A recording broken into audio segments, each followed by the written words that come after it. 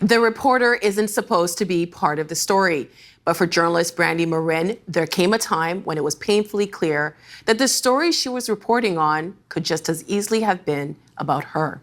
Devastating loss, abuse, oppression. But as her new memoir also reveals, strength, clarity, and the bravery to seek justice. It's called Our Voice of Fire, a memoir of a warrior rising. Brandi Morin is an internationally recognized French Cree Iroquois journalist, and she joins us now in our studio. It's so nice to meet you in person. This book, before we came on camera, I said that there's a lot of things that you wrote about in here that are painful to talk about. So I just want you to know you don't have to go there if you don't want to. But you've worked for media outlets like APTN, The New York Times, The Guardian, Al Jazeera, National Geographic. You've shed light on so many people's stories through your reporting. So why did you decide to tell your own story in a memoir? Yeah, so I've been telling these stories, like you said, for many years. And yes, this is an intimate story, and it's a devastating story.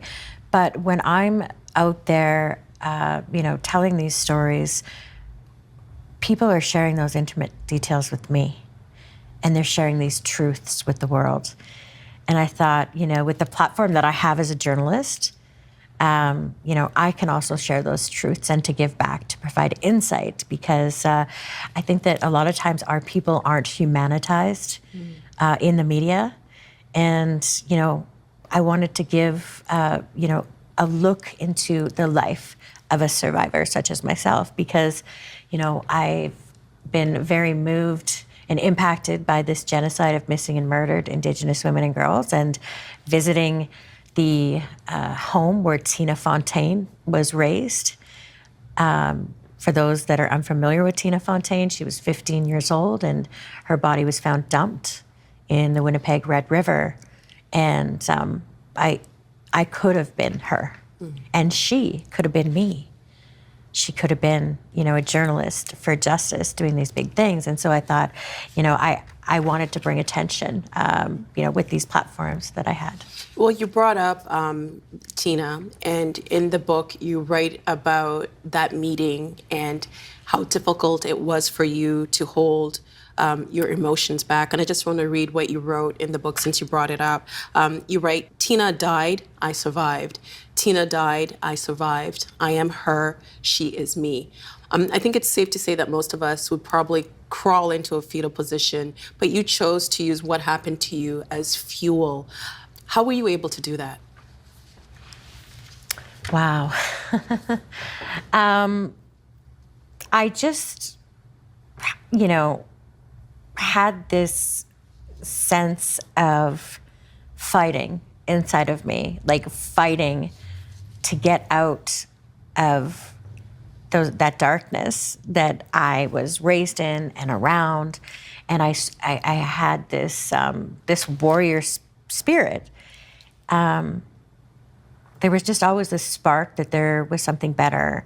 And so I found that through becoming a journalist, through a love of writing, through a love of people, and through doing what I do.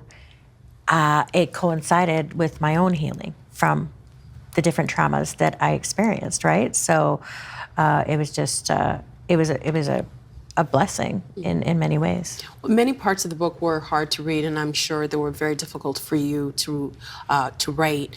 What was it like to revisit some of the most traumatic experiences and painful memories that you went through? So, believe it or not, revisiting and writing about my rape and escaping with my life wasn't the hardest part. What was the hardest part? Yeah, I mean, I've been in a healing journey for many years and going through therapy and different things. The hardest part for me was going back to when I was completely broken and unable to take care of my children, and neglecting my children and having my children taken from me. Revisiting when my daughter Faith, my firstborn, was 4 months old, and neglecting her, and the pain of revisiting how could I have done that. And I cried for days, remembering and going through those parts, and called my daughter Faith and, apologized and had this kind of beautiful full circle conversation with her, even though she doesn't remember anything, right? But that was the hardest for me. But I was also like so grateful because I was able to get my kids back. There's so many, of our children that are in the foster care system across this country, and the families aren't supported to get their children back, and so I also felt, very, very grateful. I want to talk about the foster system in the country in a little bit, but I wanted to just have a follow-up on something that you just said, because in the book, you were very honest in the ways that you neglected your children. I think for a lot of us, we see ourselves in, we try to see ourselves in a positive light, but you were very honest about some of the things that you did. Did you worry about being judged or being misunderstood?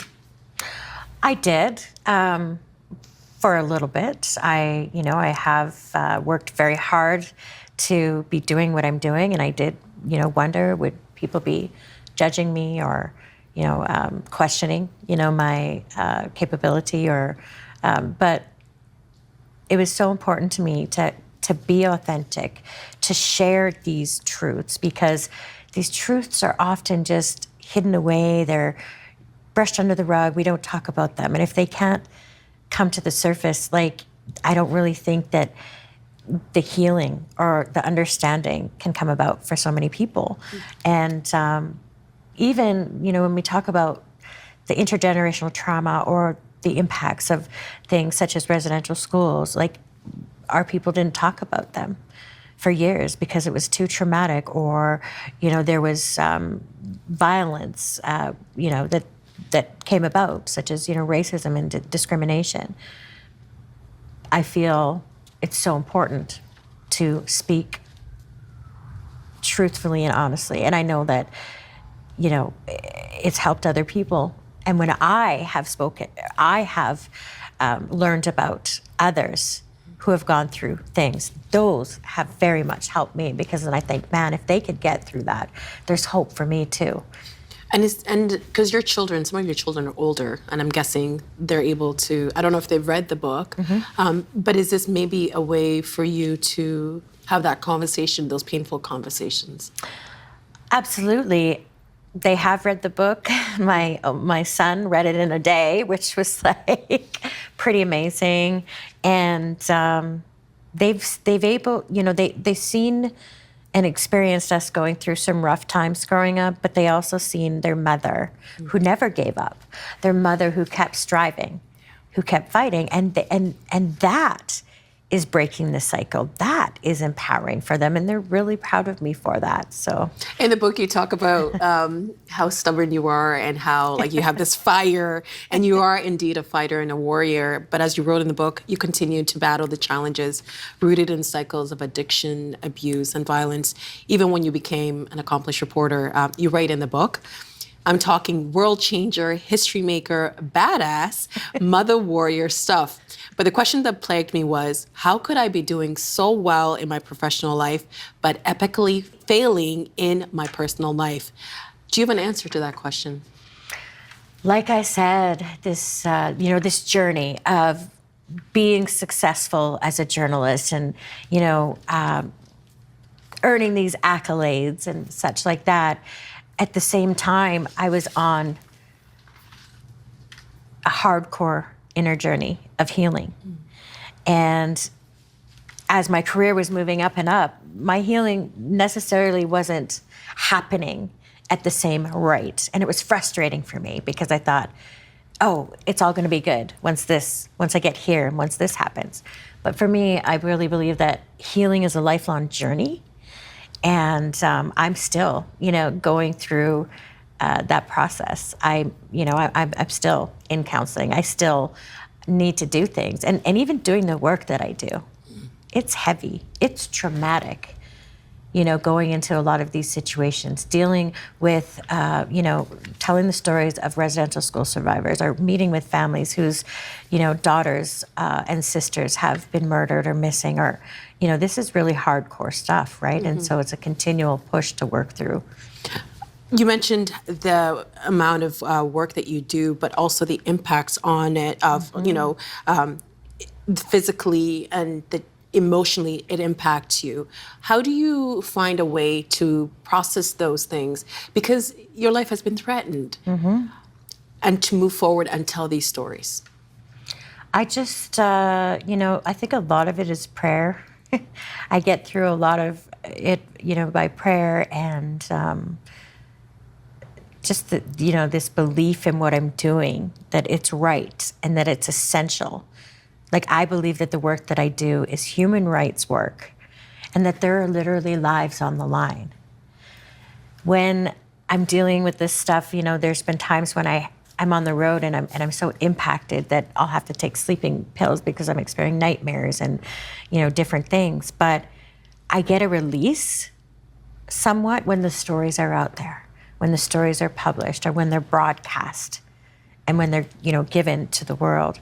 So, I just deal with it with prayer, with, talking to elders that I know, and just working through it as I go. You write about intergenerational trauma that you experienced, yet you express so much love and empathy toward your mother and your family. How does your childhood and home life affect your approach to parenting your own children? Oh, wow. Well, it's been hard. It's been a lot of, undoing, and that's a really tough question. It's different now. I have a 4-year-old now, and there's a large gap between her and my older kids. And back then, when I was raising my older kids, I was really in survival mode a lot. And they experienced a lot of, like, me having bouts of depression, or, I would, yell and things like that. And now that I have a 4-year-old, it's so much different. I'm not in survival mode, and I am more healed, and I'm able to give to her that love and what she needs. It's not to say that I didn't give that to my other children. It was a different experience. But it was, I really didn't have a lot to pull from. And again, it was a creating and learning as I went. One of my favorite chapters of the book is when you write about your cocoon, and you write about the struggles she went through, and you also write about the struggles that your parents went through. And even though you had a lot of challenges with your parents, you have that empathy, you have that love and that protection. Where do you find the peace to forgive in the ways that they didn't show up for you as parents? Oh, wow. There was a lot of, chaos, growing up. But there was a lot of love. We were rooted in that love. I may have felt lost. There may have, been times where I felt afraid, or I wasn't at home and I was going, back and forth with the foster care system. But we had those deep bonds of love. And I can't hold on to any of that poison of animosity or unforgiveness. I did go through that, through processing the anger, not really knowing, what it was. It was just reacting to those environments. But it's because I understand, and I give, grace for that. They didn't have the tools. They were working with what they had, to do the best that they could do. Their intention wasn't to hate or to harm. They worked with what they had. And so I think that's where, I draw from to forgive and to love. And you also demonstrate that in your storytelling. Your mission has been to amplify the voices of Indigenous peoples, especially survivors of gender-based violence. How do you reconcile the ideas of activism and journalistic objectivity in that space? Yeah, so, I didn't go to journalism school. I had a passion for it and learned on the ground and kind of did this grassroots. I didn't know that, journalists aren't supposed to, connect with the people necessarily that they're telling these stories. It was always about building relationships for me and, getting wholly involved with these people in order to draw these stories out. I think that the way that many storytellers go about, this job has to change, especially in marginalized or Indigenous communities. There's so much harm that's been done there, and we have to start from the ground up. We have to start with, breaking down these barriers and become authentic. Like, you can have objectivity, but these are human beings that we're dealing with. I take these stories extremely seriously, and I am invested in them, and I'm invested and care about these people and these places. It doesn't mean that I don't include the facts and do well, in what I do. Your own journey of reconnection to your Indigenous bloodlines and culture evolved over time. I mean, the first few pages of the book, just the way you wrote it, just makes you just stop. You feel the tears coming down your face because you didn't even know where you came from. Why is there a lack of awareness among some children and grandchildren of residential school survivors of who they are and where they come from? I mean, that is a part of that disconnect, right? And it was the goal of assimilation to, change our identities and to, snuff all of that out. And so you have these gaps in the generations. And I knew what it was to be Indigenous, but I only knew it at a certain level. I didn't know it. I didn't know that our family came from a place and had been displaced, not far from where I grew up. I didn't know the deep roots and the beauty and the richness of who we are. And again, just like people didn't talk about residential schools, it was forgotten. People didn't talk. The people were punished. And when you say punished, I just want to interject because you found the writings of your kukum, and she was talking about this the stress that she had after she passed on. She was going to hell because of who she was. So this stuff is really deeply ingrained. Oh, absolutely. That's what they did. The churches in these schools, they drilled into the children that they were savages, and that if they didn't renounce their Indian heritage, that they would be damned to hell. And so this was a very real thing. Like, even my own kukum, she was a devout Catholic till she died. And it was ingrained into her. Even though she was proud Native woman, it was this deeply ingrained into her till the end. She had this worry. You lived in and out of foster homes from the age of 6 until you were 18 years old. According to Statistics Canada, more than half of the children in Canadian foster homes are Indigenous, despite them making up less than 8% of the country's child population. What does that say about where Canada is when we do talk about reconciliation? It says that we're in a mess. It's plain and simple. We're in a mess, and this is the fallout. This is the fallout of all of that violence from the colonial agenda to the residential school to the 60s scoop to where we are now. Does it break your heart? Because you were in those spaces, and some of the things that you experienced at such a young age, 13, locked away for 6 months, the things that you experienced through there, and people don't know about that.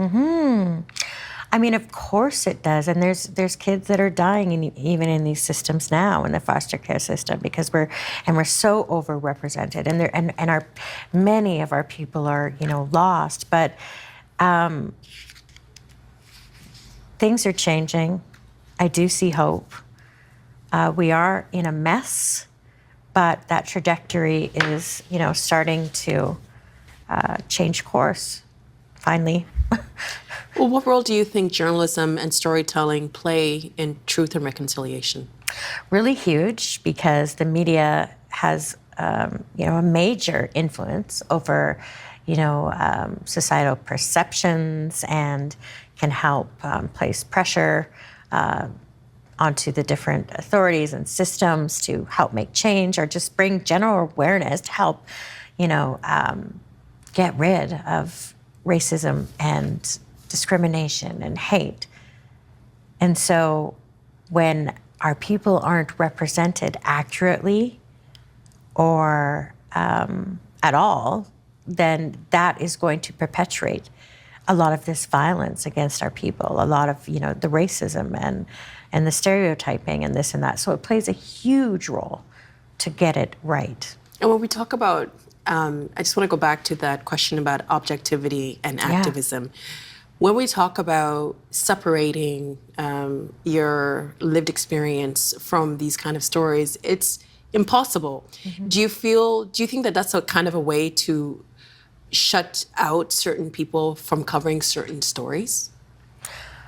I don't know, because something that's really interesting, sometimes people would say to me, well, you can't cover these stories because you're Indigenous. And I would say, well, why are you covering these mainstream stories? You're white. It's the same thing. They have that lived experience in their own communities, right? So for me, I don't see it that way. And when the Pope came to visit Canada and give their apology to residential school survivors, to several major media outlets, you covered it. Yeah. Do you see that? How important was for you and the communities that you're representing for you to be able to do that in that moment? It was important. That was a difficult assignment. Just a lot of very mixed feelings about that whole experience. But I was thankful. Well, I mean, it's really hard to take it seriously. It's hard to take it in. I mean,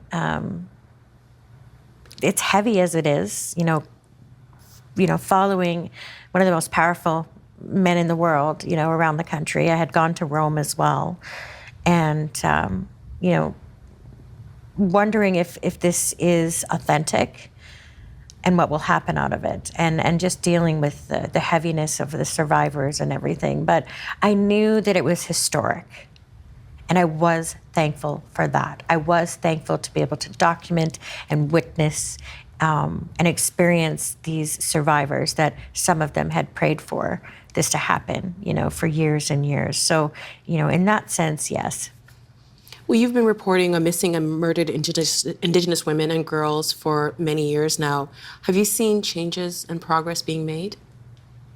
No, not in this genocide that we're in, no. No, not at all.